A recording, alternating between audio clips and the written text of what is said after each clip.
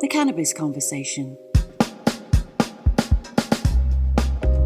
A European perspective on the emerging legal cannabis industry.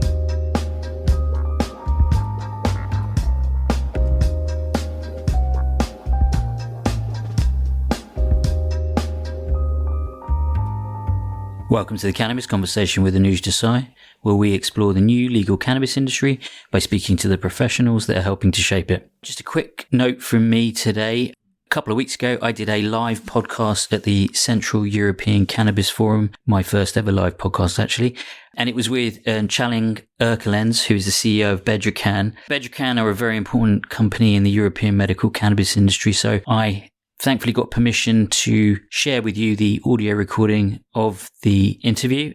Big thanks to Andrew DeRoy and the team at CECF for inviting me and then allowing me to share this with you. Lots of interesting stuff here, so I really hope you enjoy it. Hi, thank you for joining us today. My name is Anuj Desai. I'm the host of The Cannabis Conversation, which is a European podcast on the emerging cannabis industry. I've been really honoured to be asked by CECF to interview Tjalling Erkelens, who's founder and CEO of Bedrocan, which is a Dutch cannabis company, and I believe is the world's oldest legal cannabis business. Tjalling, welcome. Yeah, thank you very much. I'm happy to be here. Fantastic. So tell us a bit about Bedrocan, why you started it. And actually, I'm really interested in what you were doing before and why you decided to start it. Well, my history and the company's history already go together for, and I must say it the right way, 36 years now.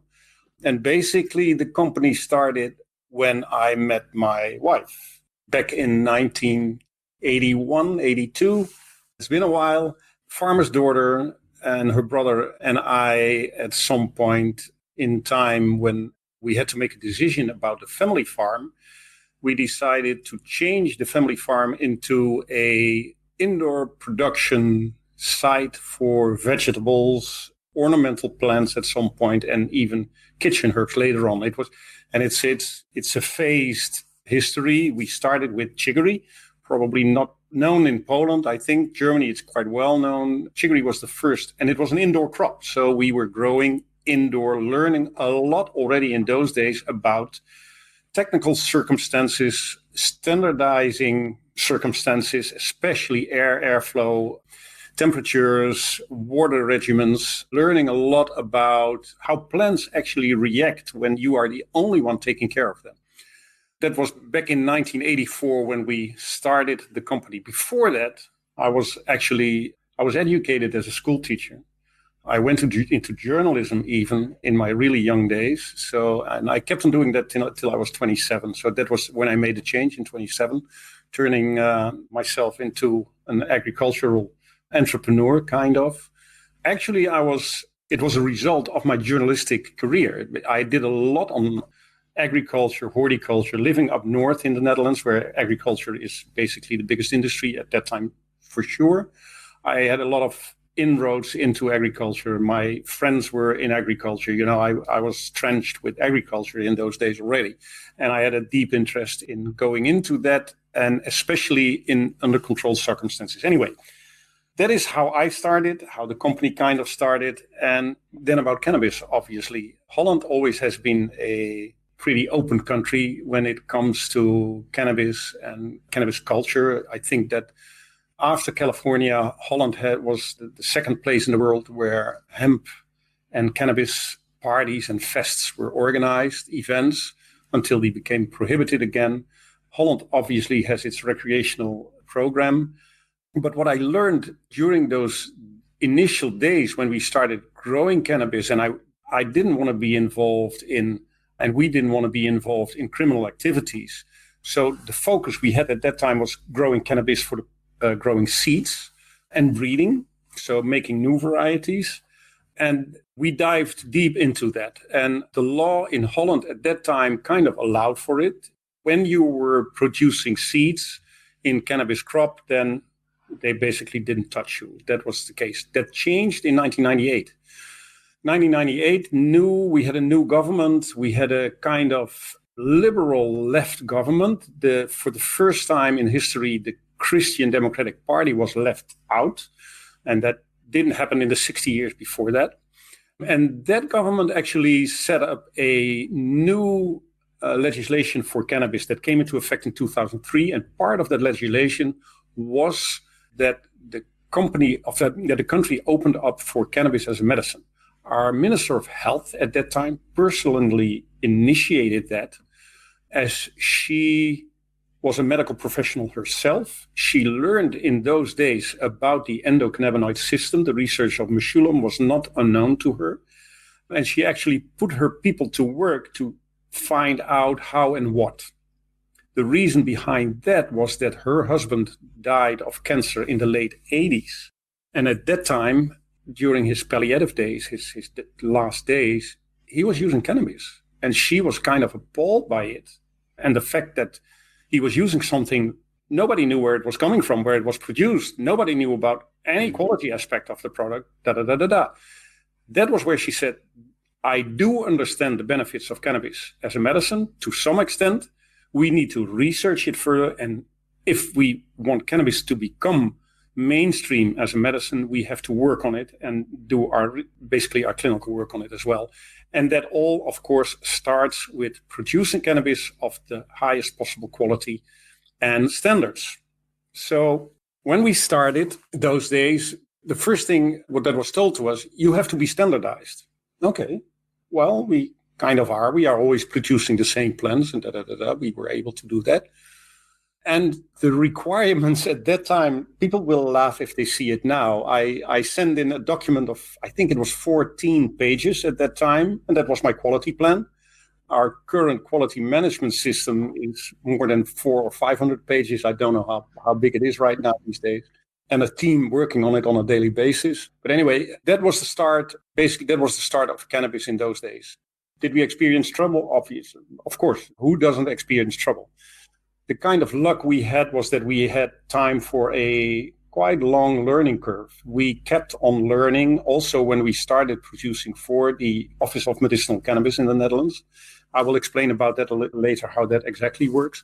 But in those learning years, up till 2010, 2011, basically 10 years ago, we had a feeling of being kind of alone on the world. There was nobody else. I still must have a picture somewhere with 3 growers globally. One was Dr. Mahmoud El-Soli from the Mississippi University in the US, who was legally growing cannabis, still does. The other one was Brent Settle. He was the owner of Prairie Plant Systems in Canada. That was the company licensed by the Canadian government back in 2002 for producing for the Canadian government. And that was me producing for the Dutch government. There were only 3 legal growers in the world. I have that picture. Anyway, but that was also the time when things started changing. In 2011, I got an invitation from Health Canada, of all governments. Basically, Health Canada was researching at that time already the possibility for fully legalizing cannabis as a medicine. They had a whole series of hearings, and one of the hearings was around Bedrocan. We were invited to go there. And this was an interesting point in time because I had, at a certain morning in November back in 2011, I had a discussion in Ottawa with Health Canada.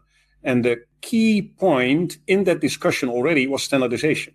So quality, standardization as an aspect of quality in medicinal cannabis.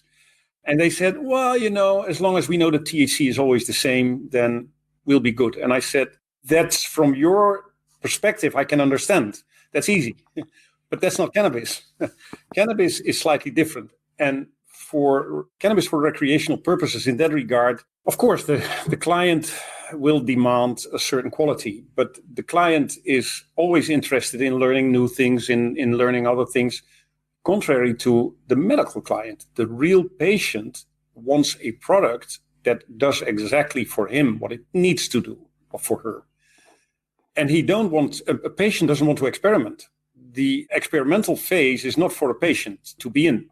Experiments with cannabis on a medical level we do in clinical trials, not in testing just randomly at home. That's not the way we do things. Anyway, that discussion still is with Health Canada, still in my mind. And actually, we are still having that discussion globally, European-wide. What are the quality requirements for Canada? Anyway, for cannabis. I'm getting from the history already into the actualities. No, that's brilliant. I mean, there's so much there. We could just talk about the story of Bedrocan for the whole show, but we could talk about a few other things. I mean, look, it's really pioneering work that you guys have done and starting so early. And I really like the way that you started by learning, I think you said, how plants grow when you're completely in charge, when it's left up to us. So, and non-cannabis as well. So I think that's really an interesting start. Yeah. We'll talk a bit more about what Bedrocan does on a day-to-day basis and, and how you fit into the medical cannabis ecosystem currently. But if you don't mind, maybe we could start with a bit about Holland in particular, the Netherlands rather, and just an overview of Dutch cannabis. So, what is the general state of cannabis in relation to medical, CBD, recreational? Give me a few minutes. Again, I'm asking you 50 questions at once, but... So let's segment it. Indeed, medical, recreational, and CBD. I try to see CBD as something separate also, indeed. Wellness, it's one of the other words being used for the CBD market. Anyway, recreational cannabis made Holland famous already back in the 70s and 80s when Holland separated from a very practical point of view, separated the use of cannabis from other drug use, especially hard drugs like heroin. Heroin was a real problem in those days in Holland in the 70s, late 60s and 70s. And there were cannabis initiatives in the 60s in Amsterdam, in Rotterdam at some festivals. Police was there. They didn't want to intervene. Normally, a cannabis crowd is a relative peaceful crowd. And Dutch people saw that. They noticed that. And they said, we don't want to interfere so much with cannabis because the health issues with cannabis at that time, we now know more. But at that time, health issues were not heard of, actually. And definitely not in comparison to heroin. So this was the moment where even our Christian Minister of Justice at that time said, we need to let them go, give them a little bit space so they can, the producers of cannabis and the clients, that people that want cannabis, give them a little bit space. And this is where the coffee shop system arose without legalizing the actual production, without legalizing actual sales. The only thing that was legalized at that moment was a personal possession. People could not be arrested. It was a minor felony. Personal possession would not be prosecuted anymore in Holland at that time. So this is where the coffee shops started. However, coffee shops don't and still don't have a fully legal status. They just don't have it. If you are a license holder from a coffee shop in Holland, for instance, the license is personal. That means that if something happens to you or you decide to quit the business, you cannot hand over the license to somebody else, not even your family, nor other people. You cannot sell the license. It's bound to you as a person. That makes the business actually quite unattractive because you cannot sell the business. It's just, and you're depending on a new license from your municipality in case you step out. Municipality says, well, that's fine. We have one coffee shop less.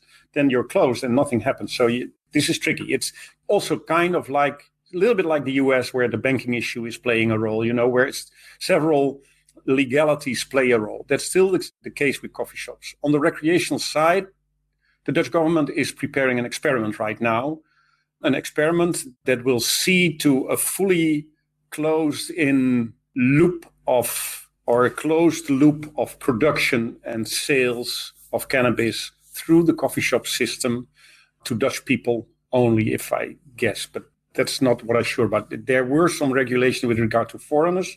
I know that Amsterdam is getting quite fed up with all the tourists in that regard. So we'll see how that ends.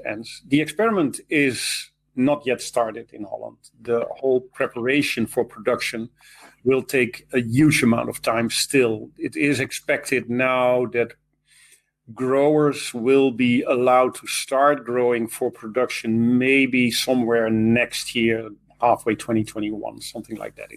It will take at least a year from now. Is that because figuring out what the rules are and getting, and I guess the growers have been used to doing it their own way for so long, they're probably...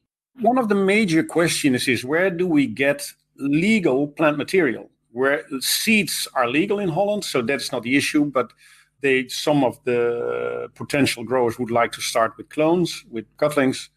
And cutlings are by definition in Holland are illegal unless they come from us. We have taken a very firm stance in Holland, but also abroad, that we will not engage in production for recreational use due to the fact that what we have seen in Canada also, but you know it, if you start to bet on multiple horses, there will be a lot of horses that lose. And you cannot focus on your core activity. And our core activity is producing cannabis as a pharmaceutical agent that can be used in products made of it, but that can also be used directly by patients by inhalation or when made in a herbal tea or oil. Anyway, the recreational side in that regard, Holland is moving forward slowly. CBD, the wellness market, kind of developed very extensively in Holland. There are a few big producers, legal producers that are producing CBD oil now and selling also. There is still a lot of issues with shady groups in Holland that are producing oil without a license, without anything. So quite some research already being done on those products.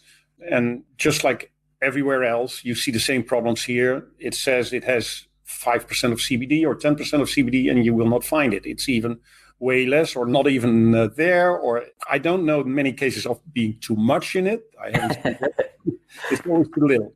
Yeah. So actually in Holland, we now see a situation in which the government allows a 5% CBD solutions like oils or tinctures containing no more than 5% of CBD is kind of allowed to the market as a wellness product or a food product. Anything else above 5% is marked as a medical product and can only be brought to the market by legitimate producers in a pharmaceutical way. And those products should be, the discussion is still around whether it should be a prescribed product or it can be made available later on in a pharmacy or in a drugstore. Mm-hmm. That discussion still has to follow, but that's still, like everywhere else, it's still ongoing, that discussion, and also waiting for European legislation and regulations. Medical cannabis in Holland. And people are immediately saying, Bedrocan has a monopoly, da-da-da-da-da. I cannot say that it's true. We don't have a monopoly. We are part of a system set up by the regulators. The key organization in Holland is the Office of Medicinal Cannabis, the OMC. The OMC is the actual owner of the product and is responsible for all sales and export abroad in Holland itself. And that is the actual monopolist. It's also it says in the law that the OMC is the only organization in the Netherlands that can deal and trade cannabis for medical purpose only. On the other hand, having said that, our Minister of Health has an obligation also by law to have cannabis as a medicine available on an ongoing basis. So it is put into the law that cannabis is there and will not go away that way.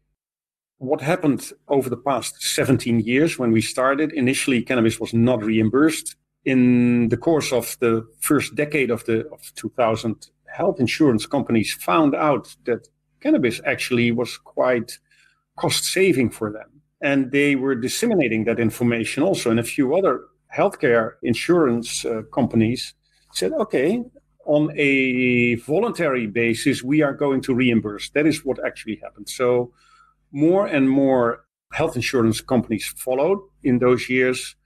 In 2016, the Dutch National Advisory Board on Medicines came with a new advice on cannabis as a medicine. They said there's still too little proof, and we advise health insurance companies to not reimburse cannabis. And it was just after a negative advice from the Dutch Doctors Organization, a GP organization, that also said there's too little evidence on a clinical basis for the efficacy of cannabis. So let's not promote this. Well, the result was immediately that there was a quite steep increase of use of cannabis in those years. We saw a year-over-year increase in Holland, somewhere between 15 and 30% annual. That was going pretty steep, like you saw in Germany, for instance. But from the moment the reimbursement stopped, the sales level immediately flattened, the line flattened, and we are now at about somewhere between late 500, early 600 kg a year turnover in the Netherlands. That is where we are right now. And we are now eagerly waiting for more clinical results. The OMC has been tasked by our parliament to initiate clinical research that is underway right now. That research should happen with dried flower. That's the mandate given by the parliament. We already did some research ourselves, and we are still engaged in ongoing research with the Leiden University Medical Center. It's a quite esteemed Dutch hospital that is really doing deep inside research on cannabis for, in this case, it's MS patients, fibromyalgia patients suffering from pain. Our first results last year published were very hopeful, especially for the THC-CBD combination. We see more research now popping up in the Netherlands. Different universities and research groups are now initiating new research, and alongside what the government is also doing right now to that regard. Yeah. Cool. Well, there's lots there. Recreational is a funny one because, as you say, Holland is world famous for coffee shops. Yeah. But the situation is a bit more complicated than probably most people think. Yeah, definitely. Yeah. CBD, it sounds like, is a similar story in many jurisdictions. Yeah. You know, poor levels of compliance with what it says is on the bottle, a mixed bag. Also, everyone's waiting for novel foods and what that's going to really mean. Medical is very interesting, and you guys are obviously in a key position there. We'll talk about that in a second. What do you think are the major challenges that are sort of hindering progression in the Netherlands? Is it the usual need more research? It's the usual more research, and it's the usual more education. I am a strong believer in education through the regular route. So universities, medical schools should initiate programs to teach their young students, medical students, on the endocannabinoid system. I'm not even talking cannabis. I'm talking the endocannabinoid system. That's where it all starts with regard to the human body. So the endocannabinoid system is quite well laid out nowadays. So that could definitely be a more major topic in medical schools. So that's a very, very important thing, the actual research itself. But we also need to come to, on one hand, full spectrum, but standardized products. So pure THC or pure CBD, we already know those products quite a while. Already a lot of research has been done. I know that multiple companies are still working on research with pure compounds. However, we still see that patients, especially, but also their doctors, are profiting from herbal cannabis in full spectrum quite often in a better way than from single compounds. It's one of the things that is really, really interesting. And that research should now start prevailing over the more focused THC or CBD research. That needs to happen as well. Mm-hmm. But the full spectrum research, only for full spectrum, you need standardized full spectrum products. Whether it's herbal, whether it's oils or tinctures, but you need the full spectrum standardized. That's the only thing. And that is where, as a company, we also come in, obviously, and where we did our work in the past, basically not even knowing what we were doing, but we found out later that we were doing the right things. And standardized product to a level that is genetically, the product is always identical, 100%. And by having the circumstances, we can talk about it later more, but by having the circumstances also identical, you get an identical product on an ongoing basis, batch after batch. That's how it goes. Yeah, and there are some challenges in that, which we'll talk about in a minute. Yeah. And you mentioned it before, so Bedrocan has a relationship with the Dutch government. Would you mind elaborating a bit on what that is and how has that developed over time? Starting in 2002, basically, when the program came online and we applied, aside of 63 other applicants, one of them actually, very funny story always, he wrote an application saying, I'm the best, and I'm fully at your disposal when I'm out of jail. I like that, to the point. Yeah. I was talking 2002. Anyway, so we applied at that time. There was no actual tender process. It was more an application process. You could apply, everybody could apply, so you had to fill in the forms and do everything. And they visited you and they checked you. And this is how we rolled in. And in the end, there were 4 companies selected. We were one of those, and they selected 2 of them, one in a greenhouse and one indoor. We were the indoor company, and the other company, Sim, was running from a greenhouse in the southwest from the Netherlands, where the greenhouses are, basically.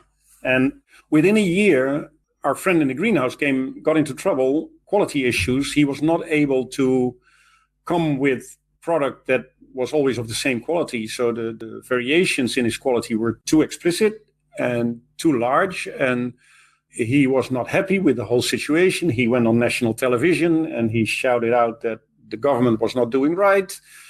Don't do that with the government. So he was pretty quickly out of business at that moment. And I pity him for that because he was an American guy. He had his heart in the right place, but he wasn't, and neither were we. We were not cannabis professionals. There were basically no real cannabis professionals in those years. The difference was that we were company professionals. We had our experience in growing stuff large scale, relatively large scale at least, production-wise, in a structured and organized way. He had to learn all that in the beginning, and I think that was kind of the killing fact for him also. Anyway, the program didn't went well. We were selling in the first full year, 2004, we have been producing, I think, 60 kilos, of which 40 was sold on the Dutch market. And that didn't went well for the next years thereafter because there was no minister at that time, because the minister who initiated the program was already gone, was replaced by a right-wing minister, conservative. He had no interest in the program. He tried to get it off his plate, actually. So those first years was nothing. So when the second every 5 years, there's a new tender. So when the second tender came, we were the only applicant. Nobody was interested in a program where they guaranteed you an offtake of 20 kilos annual. That was the guarantee we got in the beginning. 20 kilos annual. And you have to make your price on that one. No, not possible. Anyway, we survived somehow. That first tender, okay, that was easy because there was no other competition. The tender thereafter was from 2013. There were a few interested parties, but not that much. So that was easy. And then in 2018, a third tender had to come out. But the problems at that time were growing bigger and bigger. There was a lot of competition arising, obviously. And the Dutch government didn't know what to do and how to deal with all those new companies that were coming online and how to deal with foreign companies. So they first extended this tender, and it's still running now. And the expectation is that it is expected that by the end of this year, probably a few companies will be invited to do test growing for the OMC. Before the OMC wants a second grower now. They always say that they are very happy with us, but they want a second one as well. Well, I'm fine with that. I've always said competition is welcome, but only on the same level. I don't like competition that has advantages over me. So we need to operate on the same level, and then we go into competition. That's no problem. Mm-hmm. So having said that, we are now in a phase where the Dutch government is still working on these things. But again, the monopoly lies with the government and not with us. We were the only ones being selected, and in the first few years, we were the only ones actually applying. So here we are. Yeah. Well, I guess as things change globally, there are more players generally, and there are probably more interested parties looking at Holland as a jurisdiction they want to get into. Of course, and down the road, it will definitely be interesting to be in the Netherlands and to set up something here next to us or together with the OMC. And of course, also depending on how the legislation will unfold further, because also Holland is not sitting still, as staying at its own chair, as we say here. We are living in the European community, and Europe is nowadays expanding on legislation with regard to cannabis, and Holland will have to come along with that. And actually, Holland is one of the bigger advisors, of course, on new policy on the European level. So by that time, I don't expect European legislation to be up and running within a year. That will take way more time. Things like setting up the monograph. I was just going over my emails. My first discussions about a European monograph already were in 2016. That's 4 years ago, and there's no monograph yet. So what is the monograph? The monograph is actually describing what the product should look like, how it should be tested, and how it should be standardized. That is what a monograph tells you about the product when you want to buy it. Having Germany has its own monograph. Holland has its own monograph right now for cannabis. I think that countries like Croatia and Denmark are adhering to the German monograph. But on the EMA level, on the European level, there are more players, and there are, I think, 27 countries that have a say, and many of them are already considering cannabis programs. So everybody's looking into it right now and wants to have their say. And in more detail, if we are talking, for instance, the testing part of cannabis, and this is really, really going deep now, but it's very interesting. How do you test cannabis? The question is then, what is cannabis? If you grow hemp in the field, we call it now hemp, and that differentiates from cannabis, and that has to do with THC. We kind of know that now. But again, it's the same species. So what is cannabis? Is cannabis high THC, low THC, high CBD? What is it? Is it CBG? Is it THCV? What is it? There's no answer to that very clearly. The only thing that you can clearly state now is that if you want to bring a herbal product to the market as a medicine, reading the requirements for medicines in general, then the substances that you will find in a medicine should always be the same.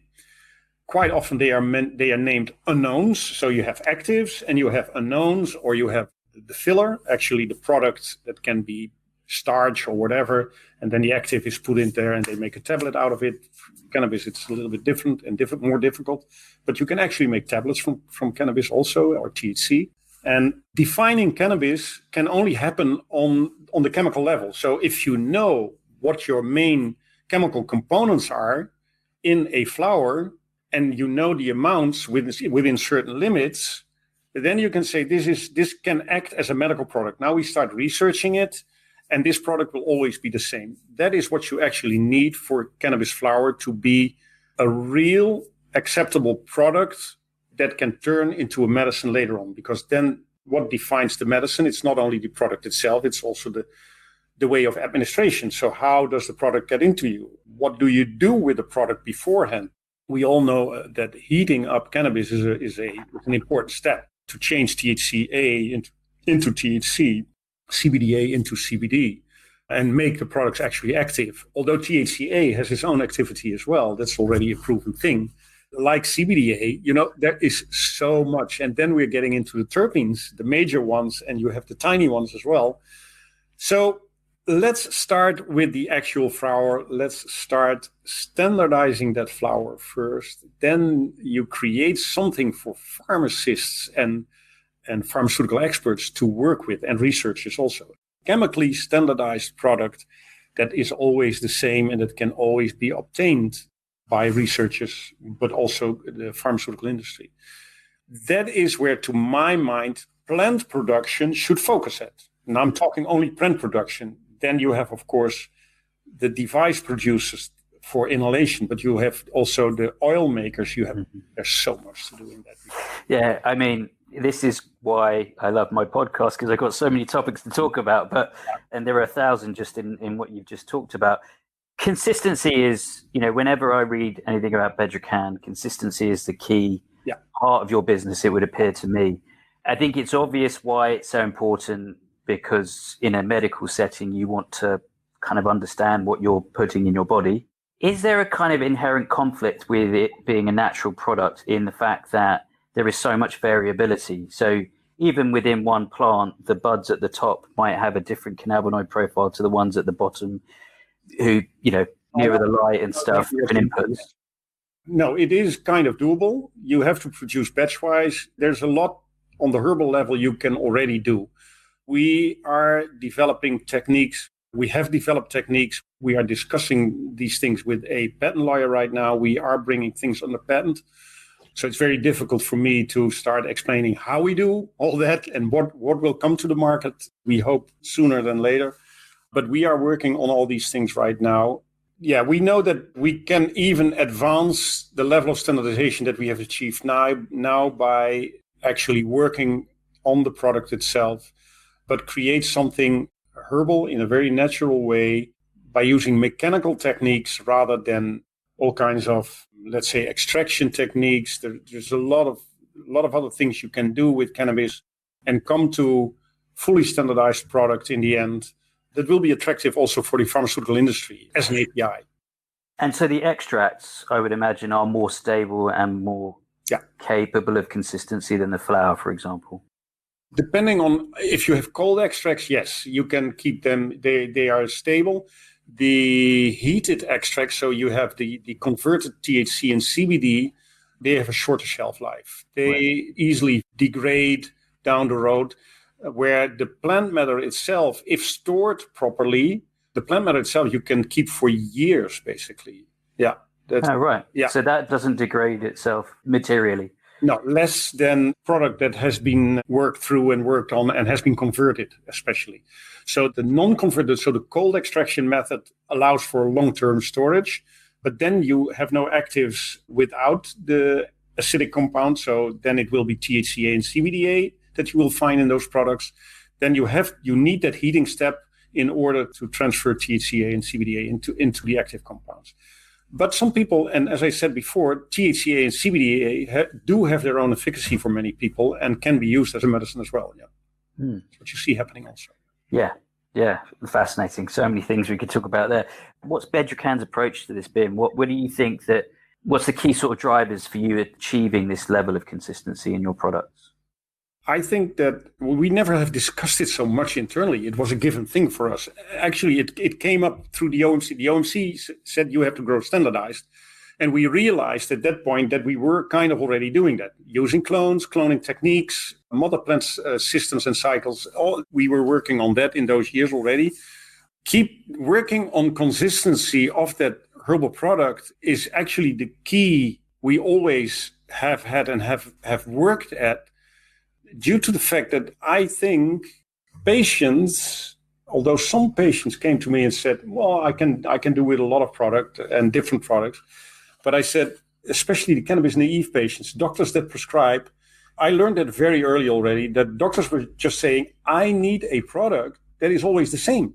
I cannot deal with a product that contains maybe THC, but all the other products are continuously different from the previous one. So we need something very consistent in that regard. And again, I was not working in a competitive landscape at that time. We were working actually way more as researchers and inventors, kind of.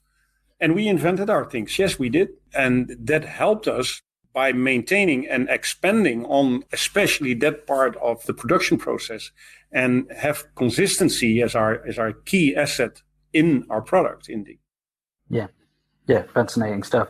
Why do you think that a lot of people struggle with consistency? Because they have no focus on the product.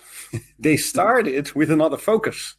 Now they learn the hard way that quality of product is of the utmost importance. And now they start working on quality of their product. Now I see companies coming up and say, oh, we have to start using tissue culture because we need genetic consistency. People start to understand the principle of genetic consistency. People are trying to find their own way in it. That's fine. And people have to find their own way in that.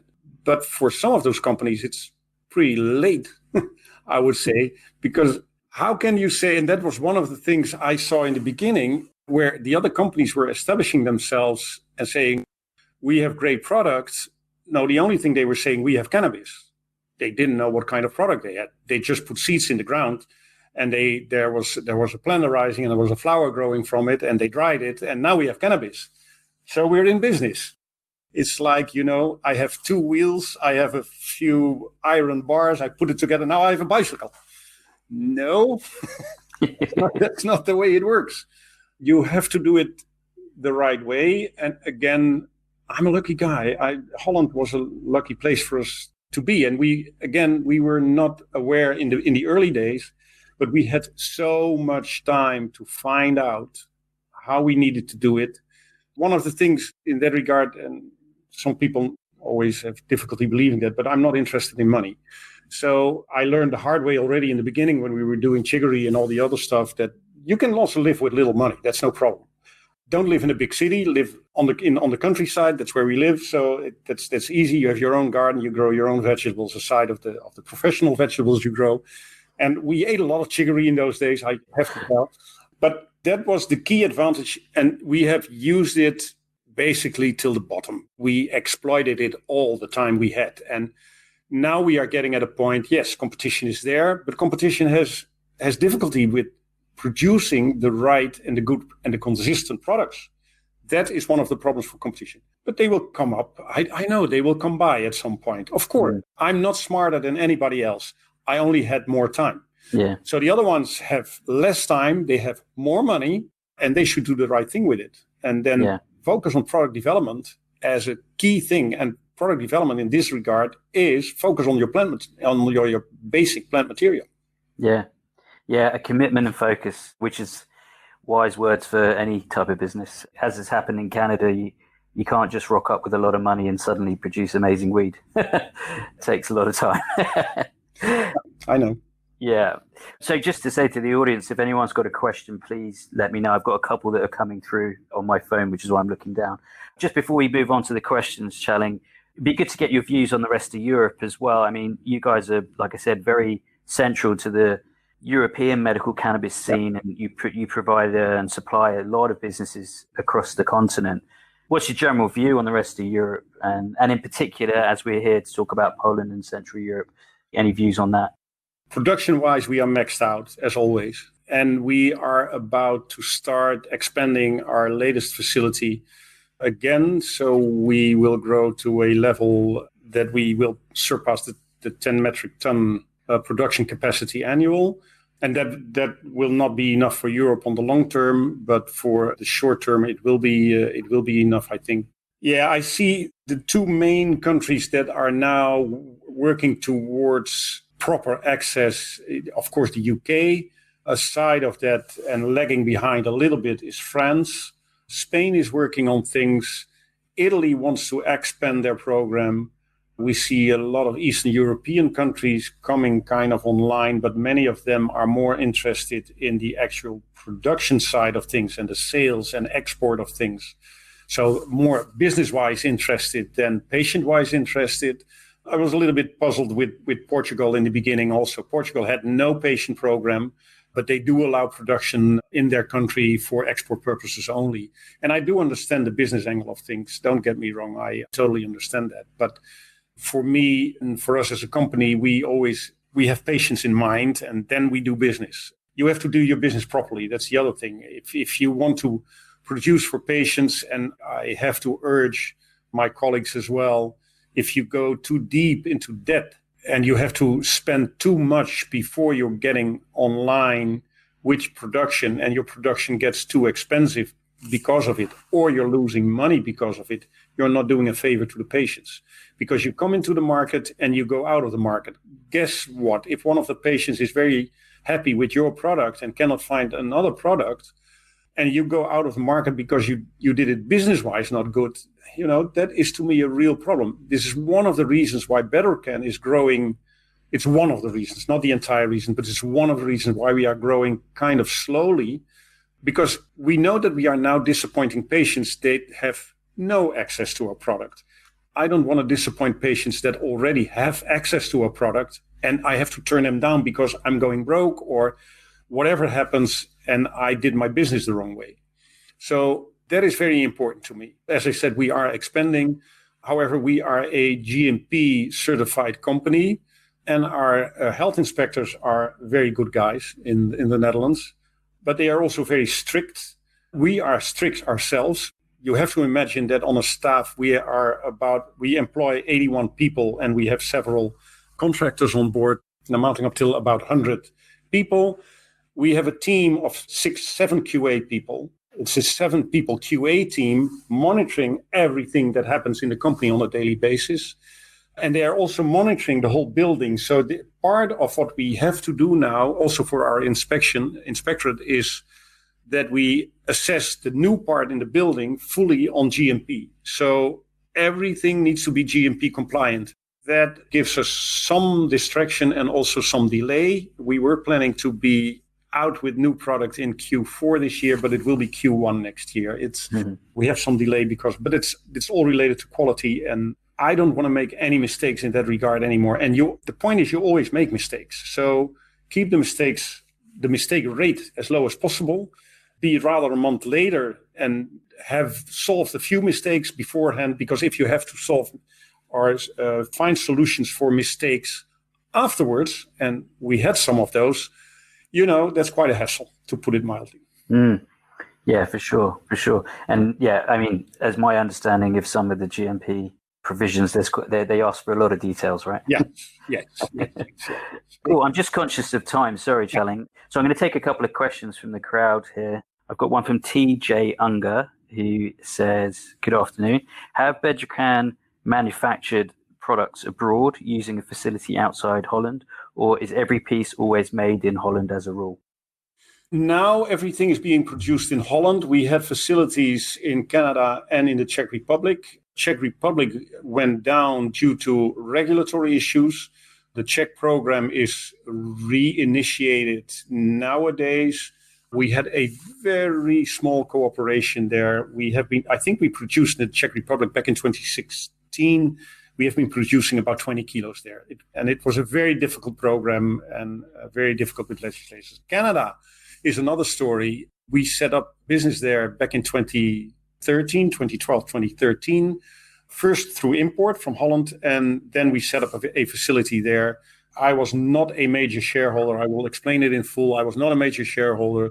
So my company, my other shareholders decided to sell the business to what later became Canopy Growth, at that time Tweed. It was kind of a merger, and I didn't agree with the merger. That was the problem. And that's where I pulled out of Canada, because it was the whole recreational thing that I didn't want to deal with in Canada. So we are now doing everything from the Netherlands. We'll not say that we will not go abroad anymore. We are studying on certain plans for that. Probably later, by the end of this year, that will be known about that. Yeah. Okay, exciting times. I've got another question from Stephen Malloy. Does Bedrocan use organic or synthetic nutrients? Have you compared results from both? We work fully artificial. So we have a hydro system. What we did and what we still do is monitor our nutrient uptake. So we work with standard agricultural chemical nutrients. However, we monitor the uptake in the plant, and we feed plants upon demand, kind of. So we are able to measure what is happening in the plant on every batch. That monitoring system allows us to adjust on the feeding program. We are working with varieties that are stabilized, so we know exactly what they do under the same circumstances. So we now know for each variety the nutrient program. We are quite strict on that nutrient program, and we are now testing. One of the things we are testing right now is washing out nutrients, etc., etc. It's one of the programs experiments that we are running. Great. Thank you. Yeah, we're getting close to the end here, but I am going to end with everyone's other favorite C word, coronavirus. What do you think is, again, another huge question, but do you see the cannabis industry kind of emerging as one of the winners post-COVID? In a certain way, yes. And not in the way that cannabis is the thing to treat coronavirus, or to fight the coronavirus. I let research decide on that. That's not my pick. What I do believe and what I do see is that people are basically slapped in the face by nature in a way that they are reconsidering how to become more natural. How do we live with viruses? How do we live with bacteria? But also, how do we live with plants? That you already can see it. It was already kind of coming up. But the question now is, will cannabis be able to ride that wave? And I do think it is possible, but we have to do it in a very respectful way to the plant, because the plant, it's quite a plant, the capabilities of cannabis it produces strong agents. But I do believe that people will come more to a level that they start to understand what nature, not only in a negative way, but also in a very positive way, can mean for them. Yeah, let's hope. Cool. Tjalling, thank you so much for joining me today. And this has been really very, very enlightening and useful for everyone that's concerned with cannabis and medical cannabis in Europe. So thank you. Thank you, Anush. It was a pleasure being here. Take care. Bye. Bye-bye.